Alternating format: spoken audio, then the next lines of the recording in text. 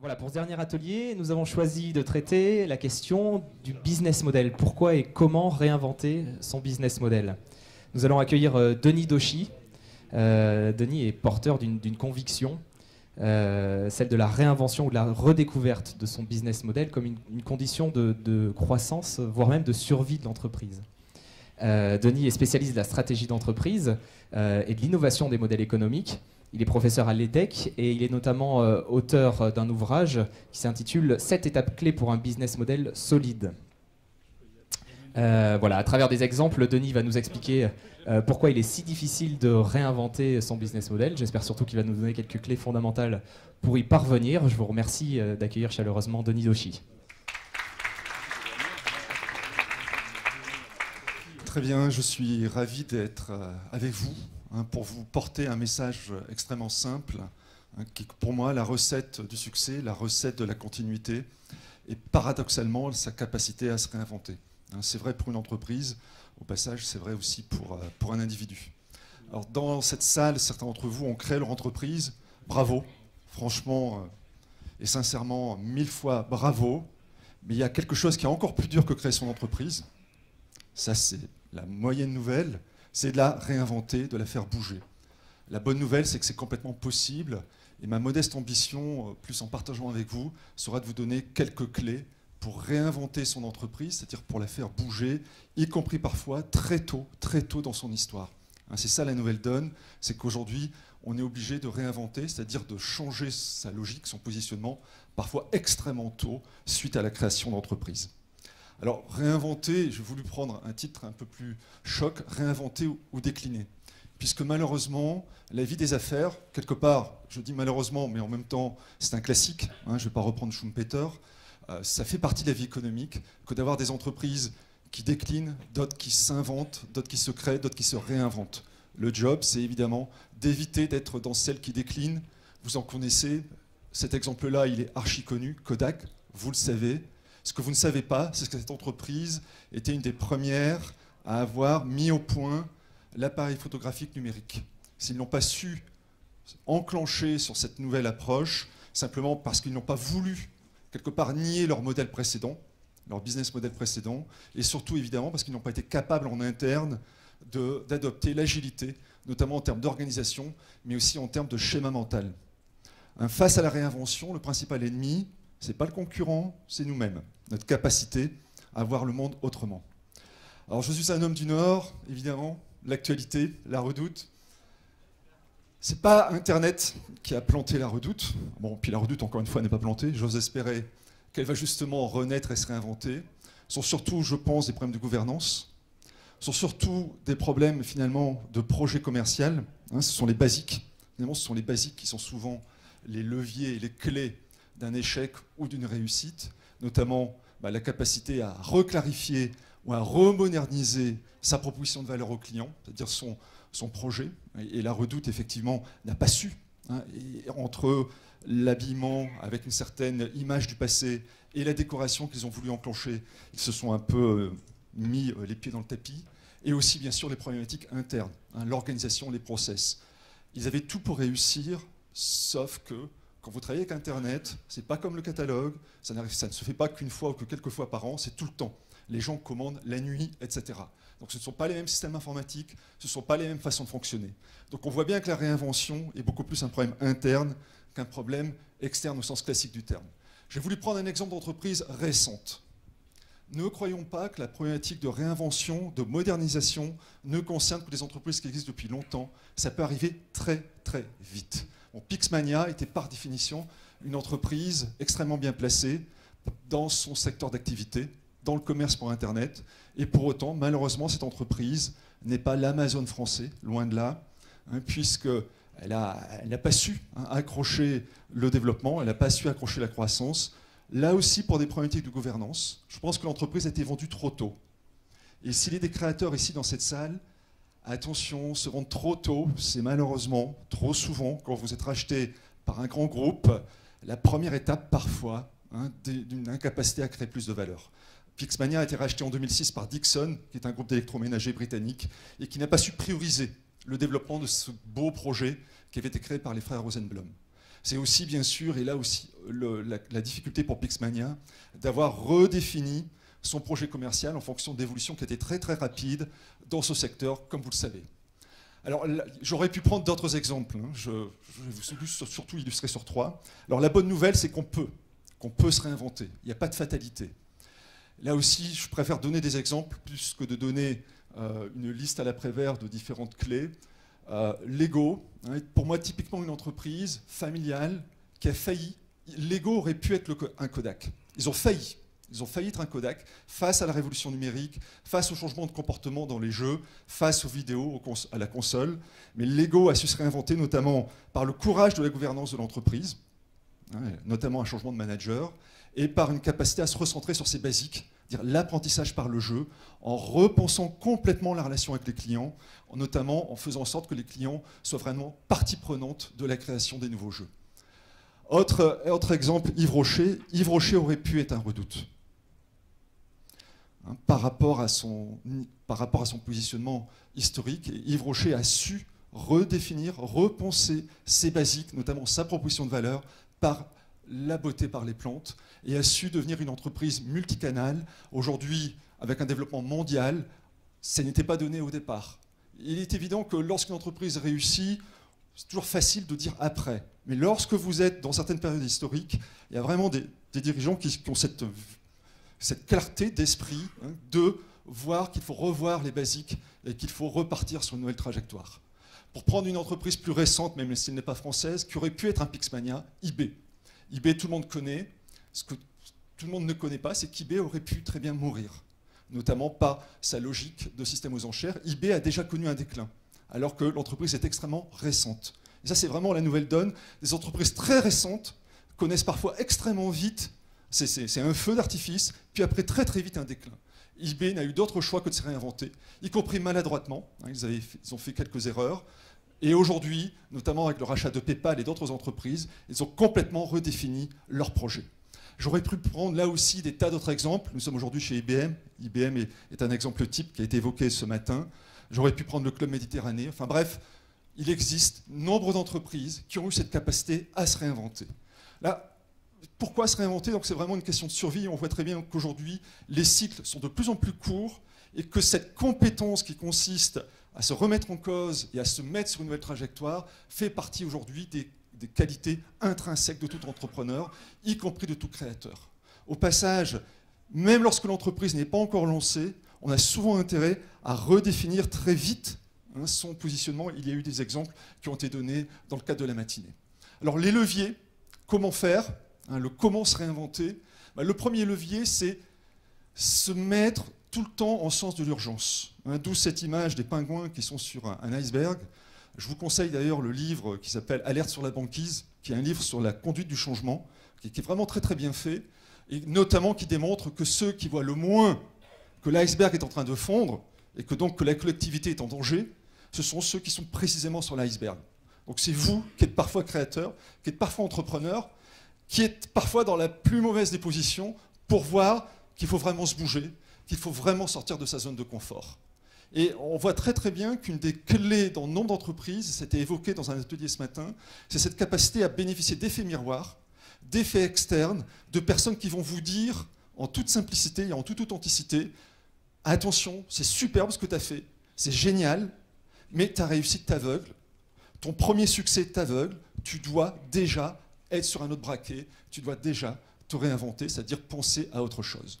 Alors, dans le temps qui m'est imparti, je vais simplement vous évoquer 3 leviers qui sont majeurs lorsqu'on entreprend cet exercice de lucidité, de regard sur soi, pour, le cas échéant, se mettre sur notre trajectoire afin d'éviter le déclin. Premier levier, essentialiser sur la proposition de valeur, sur la promesse client. Je vais développer ensuite. Second levier, ne pas avoir peur d'innover sur la monétisation. Lorsqu'on parle innovation, on pense innovation produit, on pense innovation techno, on ne pense pas assez à l'innovation dans la manière de facturer les clients. Or, c'est aujourd'hui un levier majeur de réinvention des business models. Troisième levier, plus que jamais, un chef d'entreprise est un chef d'orchestre. Plus que jamais, un chef d'entreprise doit gérer de la diversité, doit être intégrer le multicanal, doit intégrer y compris plusieurs business models au sein de son entreprise. Je reprends extrêmement rapidement chacun de ces leviers, et là aussi avec des exemples. Donc le premier levier, essentialiser sur la promesse client. Être capable, non pas de réinventer, mais paradoxalement de redécouvrir ce que vous faites pour vos clients. Une promesse client, une proposition de valeur, c'est fondamentalement en quoi votre entreprise est utile et rare pour ses clients. Ça paraît simple, ça paraît basique, mais ô combien c'est du bon sens qui est très très vite oublié. On crée parfois son entreprise parce qu'on a une idée technologique géniale. On crée son entreprise parce qu'on est bien parti en termes de positionnement. Et on oublie très très vite que le monde autour de soi bouge. Et donc il faut constamment redécouvrir, comme Lego l'a fait. Le job de Lego, c'était pas de faire des briques, c'était de permettre aux enfants d'apprendre par le jeu de construction. Est-ce que pour votre propre entreprise, vous êtes capable de définir votre colonne vertébrale par ce en quoi vous êtes utile, fondamentalement utile, vis-à-vis de vos clients, et en quoi vous êtes rare vis-à-vis de vos clients? Quelques exemples. En quoi vous êtes une entreprise qui finalement... Tout à l'heure, il y avait visiblement dans l'atelier précédent l'image d'un requin avec des petits poissons autour. Moi, je vous donne l'image de requins qui tournent dans le même bocal, et qui donc se font la concurrence trop par les prix. Donc la capacité à sortir du bocal pour découvrir d'autres territoires de valeur client est un des fondements de l'évolution d'une entreprise. Et encore une fois, le territoire de départ n'est plus forcément celui qui est le plus favorable pour la création de valeur. Quelques exemples. Monin, une entreprise que vous ne connaissez peut-être pas, qui fait des sirops. Son principal concurrent, c'est par exemple Tesser. Il est évident que si Monin se définissait par « je fais des sirops » et se tapait en direct Tesser, Monin est mort. Entreprise familiale. Olivier Monin a repris ça de son père. Et l'intelligence de cette entreprise a été de redéfinir sa proposition de valeur client vis-à-vis des barmen en termes de créativité dans la confection de cocktails. Donc son job, son business, ça n'est pas de faire du cocktail. Son business était un partenaire des barmen dans leur capacité à faire de la créativité dans les cocktails. Et toute entreprise a été réalignée autour de ça avec une capacité à devenir mondiale. Entreprise typiquement française, sise à Bourges, mais qui a aussi une unité aux États-Unis et en Malaisie. Voilà une entreprise typique qui est capable d'être dans ce qu'on appelle un océan bleu par la redéfinition de sa promesse client. Dyson, je vais très vite sur cet exemple parce qu'il est archi connu. Cet exemple me frappe notamment, j'ai pu dialoguer avec le directeur de Dyson en France, par cette volonté chevillée d'impacter les clients. Je pense que le job d'une entreprise, c'est d'impacter ses clients, de changer la vie de ses clients, d'être centré sur les problèmes du client. En quoi êtes-vous des professionnels, non pas de votre métier historique, mais en quoi êtes-vous des professionnels des problèmes de vos clients? Ça a été évidemment la création de l'aspirateur sans sac, mais ensuite les relais et les vagues avec l'Airblade, enfin un tas de produits comme ça. En fait, il faut considérer aujourd'hui, finalement, la vie d'entreprise non pas comme une ligne, non pas comme un chemin, mais comme une succession de vagues. Il faut faire du surf, en gros, plus que du vélo, et donc être capable de passer d'une vague à l'autre, et c'est typiquement la capacité qu'illustre Dyson. Un exemple qui illustre parfaitement bien à quel point certaines industries se réinventent et n'ont pas d'autre choix que de se réinventer, sinon elles vont détruire de la valeur. Évidemment, le monde du commerce, le drive, Chronodrive, est l'exemple type du business qui impacte la vie des gens, qui résout concrètement des problèmes de la vie quotidienne. Donc résoudre des problèmes de la vie quotidienne, que ce soit en B2C ou en B2B, est vraiment une clé du succès. Encore faut-il préempter suffisamment vite le territoire, d'où toute l'importance de la gouvernance et de la dynamique de croissance, parce que sinon, à la fin, vous créez parfois un truc qui est génial, mais c'est d'autres, les followers, c'est-à-dire les suiveurs, qui captent l'ensemble de votre territoire. Donc, première des clés, réinventer, essentialiser sur la promesse client. Deuxième clé, j'en ai 3, être capable non pas uniquement d'innover sur le produit et sur la techno, mais d'innover dans la manière de facturer vos clients, dans la manière de monétiser, innover dans la manière de concevoir votre capital client. On voit très nettement aujourd'hui une tendance dans les nouveaux business models qui est, au lieu de tout de suite m'exciter à faire du chiffre, je fais d'abord du capital client, puis ensuite je le monétise. Alors ça peut choquer certains d'entre nous, et je le comprends. On a nombre d'entreprises aujourd'hui, on le sait très bien, qui se créent sans être conscients sans savoir comment elles vont faire du chiffre. Et ça, c'est typique de l'évolution de notre économie. Donc, en quoi vous construisez du capital client qui est la valeur première de votre entreprise et en quoi vous êtes créatif dans la manière de récupérer l'argent, donc de facturer les clients. Quelques exemples rapides. Une entreprise française qui a connu pas mal d'évolutions et qui s'est inventée sur un business model particulièrement original dans sa relation avec les municipalités et les annonceurs publicitaires d'autre part. Lorsque l'on leur pose la question des clients de JCDecaux, on répond en général les municipalités. Or, les municipalités sont à la base les fournisseurs d'espaces urbains, mais JCDecaux a su constamment être créatif dans les services proposés auprès des municipalités, confère le Vélib et confère des tas d'innovations que cette entreprise met en œuvre dans sa double clientèle, quelque part, que sont les annonceurs et les municipalités. Nespresso, c'est une caricature, mais il n'y a pas que ça, mais ce qu'on appelle le modèle rasoir et lame. On constate aujourd'hui, dans une économie qui est hyper volatile, que les modèles où vous vendez non pas uniquement le produit, mais l'équipement et le produit sont des modèles beaucoup plus résilients, beaucoup plus solides. Ça se voit actuellement dans l'alimentaire. Heineken est en train de sortir Stub. D'ailleurs, vous avez la pompe à bière comme au café. Le gros avantage, c'est qu'une fois que le client l'a acheté, évidemment, il est verrouillé, comme on dit, et est obligé d'acheter les consommables. Donc la recharge de bière, dans l'exemple de Nespresso, bien sûr, la capsule. Alors ça paraît un exemple anodin. Ce qui est remarquable dans cet exemple, et là je prends le cas, la caricature d'un grand groupe, c'est de montrer que des grands groupes, que l'on peut apprécier ou pas au passage, mais je pense que l'exposé d'avant a montré qu'il fallait justement éviter d'être dans la dichotomie, sont parfois capables de faire des trucs incroyables en termes d'innovation business model. Donc si des grands groupes sont capables de le faire, qui plus est, une entreprise nouvelle ou de plus petite taille. Dernier exemple, Michelin, là aussi une grande entreprise qui, avec ses grands clients qui ont une flotte de camions importante, au lieu de vendre du pneu, vend finalement des solutions de gestion d'un parc de pneus. Avec le truc qui est génial, qui est de facturer au kilomètre et non pas de facturer au pneu. Donc là, le pneu reste la propriété de Michelin, mais cela permet à Michelin non pas uniquement de faire de la location du produit, mais de monétiser à côté des tas de services. L'entretien, le remplacement, la formation des conducteurs. Enfin, en clair, si vous voulez accroître la création de valeur, c'est souvent en passant par un changement de mode de facturation qu'on explore des territoires, qu'on explore des leviers de croissance qu'on n'imaginait pas. Donc il faut se bousculer. Il faut se bousculer dans la manière de facturer le client, dans la manière de monétiser à partir du moment où on a un capital client. Dernier levier, après la promesse client, après la monétisation, évidemment, les exemples de La Redoute et d'autres nous l'ont montré, l'agilité interne.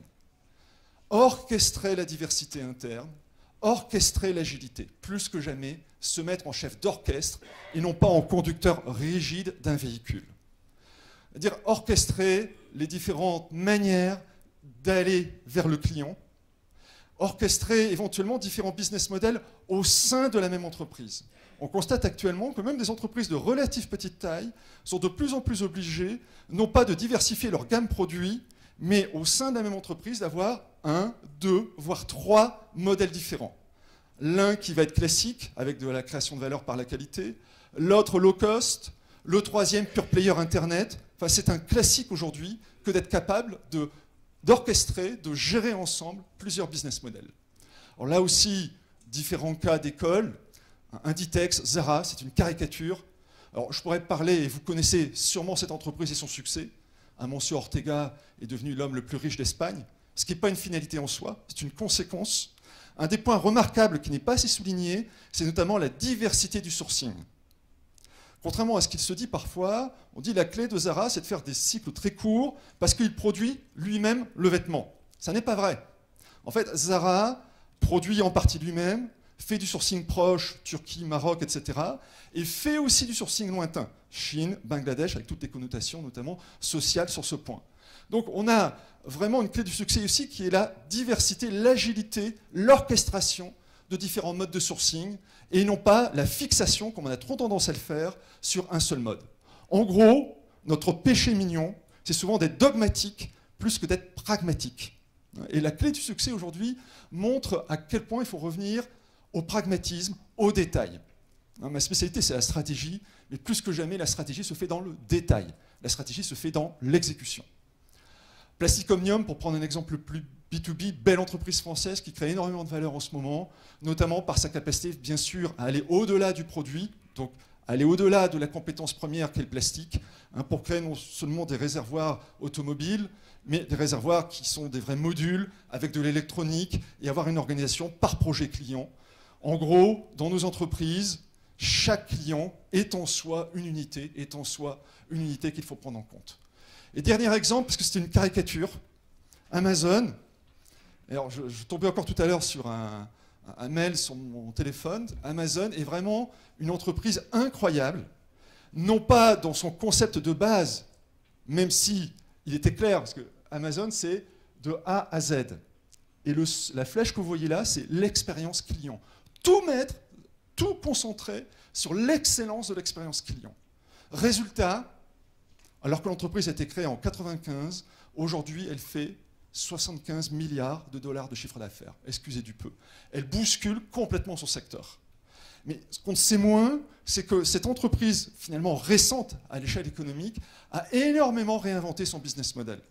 Elle était dans le commerce, j'achète, je stocke et je vends avec une marge. Elle a développé énormément aujourd'hui les marketplaces. On estime que dans son volume d'affaires, 40% actuellement est fait dans une logique de marketplace. Elle fait du cloud computing, elle est concurrente, y compris d'IBM chez qui nous sommes aujourd'hui. Elle, évidemment, dans le contenu, l'édition de livres, l'édition de vidéos. Elle met actuellement le paquet, comme le font d'autres entreprises, sur la sortie d'une tablette, ce qui explique d'ailleurs pourquoi cette entreprise actuellement, alors qu'elle a gagné de l'argent pendant 3-4 années, est en train d'en reperdre. Enfin, en gros, elle est tout le temps dans cette dynamique de réinvention et de créativité. C'est un exemple qu'on pourrait prendre sans fin. Le but, même si cet exemple nous paraît lointain, c'est de nous interpeller chacun d'entre nous. En quoi ces exemples vous interpellent et en quoi, finalement, on est à même dans nos entreprises, en quoi vous êtes à même de vous réinventer, sachant que créer, c'est superbe, et encore une fois, bravo pour les créateurs, bravo pour ce que vous faites pour la société, mais le prochain challenge, et il n'est pas plus facile, c'est de se réinventer. C'est ce que je vous souhaite, et peut-être que si on pense à des lauréats de la création, il faudrait inventer aussi, et c'est une proposition que je fais, des lauréats de la réinvention, de façon à ce que nos entreprises non seulement se créent, mais se développent avant de se vendre, et se développent évidemment en créant de l'emploi. Merci à vous.